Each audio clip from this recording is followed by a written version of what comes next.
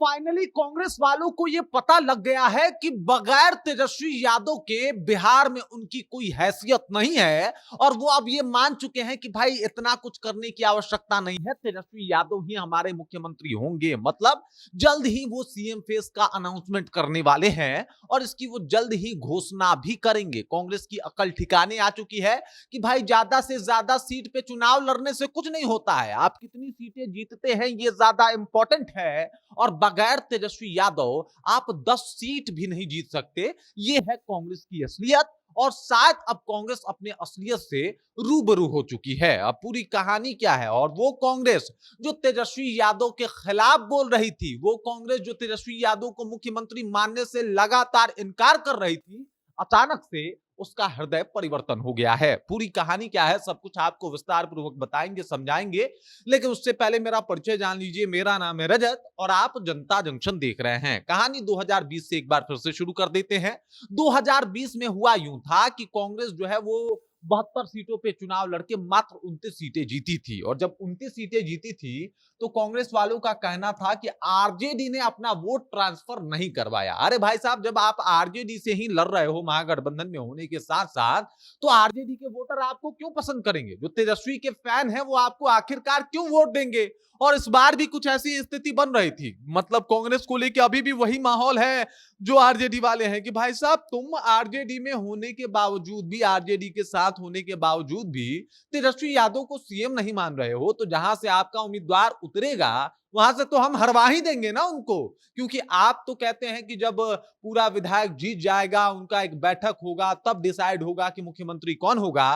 तो इससे बेहतर है कि आपको हम डिसाइड करने लायक छोड़ेंगे ही नहीं। और इसी वजह से कांग्रेस का जो है बिहार में 2020 में जो हाल हुआ था, 72 सीट देने के बाद भी 19 सीटों पे सिमट गई थी, ये एक बड़ा कारण था। और इस कारण से सबक लेने के बजाय जो है इस कारण को पकड़ के बैठ गई है कांग्रेस। और उसी का परिणाम ये रहा कि अब जब सर्वे के रिपोर्ट्स आने शुरू हुए कई कई जगहों से, तो ये खबर साफ आ रही थी कि कांग्रेस बड़ी बुरी तरीके से इस बार भी पिट सकती है। और इस सब को देखने के बाद जो है बिहार में अशोक गहलोत को भेजा गया।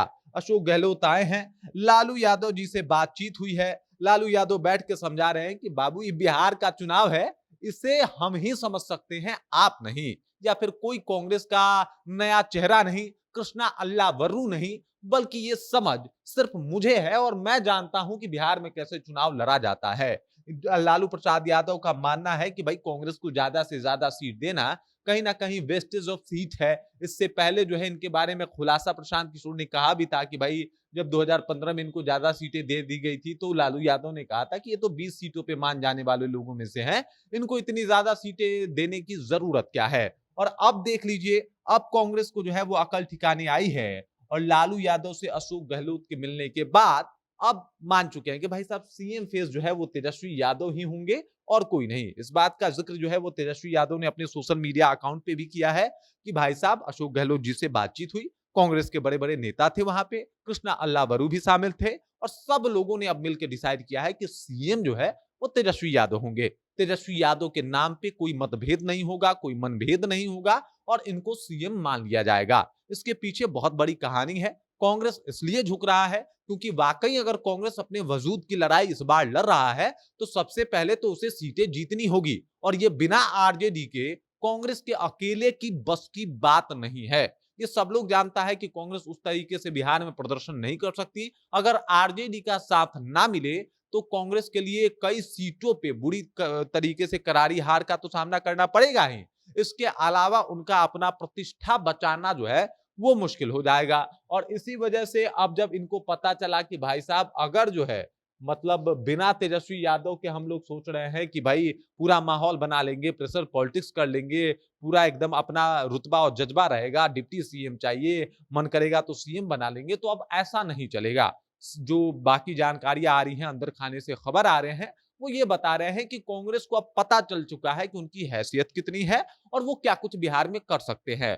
फाइनली तेजस्वी यादव का नाम अब जो है कांग्रेस अपनी जुबान पे लाने वाली है और वो लोग जो लोग गलतियां करके गए, चाहे वो राहुल गांधी हैं या फिर कृष्णा अल्लावरू हों, जिन लोगों ने तेजस्वी यादव को सीएम फेस मानने से लगातार इनकार किया, अब वो लोग भी एकदम से झुकने को तैयार हैं इस बात को लेके कि तेजस्वी यादव ही सीएम होंगे। और इसके पीछे का कारण है कि भाई साहब, बिना तेजस्वी यादव के कांग्रेस का अस्तित्व बिहार में नहीं है। वो ज्यादा बेहतर बिहार में कर नहीं सकती और इसी वजह से उनको सीएम तेजस्वी यादव को मानना ही पड़ेगा। इससे पहले कि आरजेडी सपोर्टर और समर्थक कांग्रेस को महागठबंधन में होने के बावजूद भी सबक सिखा दें, इससे अच्छा है कांग्रेस ने सोचा नाम ले ले, बच जाए, शायद बहुत सीटों पे हमारी प्रतिष्ठा बच जाएगी।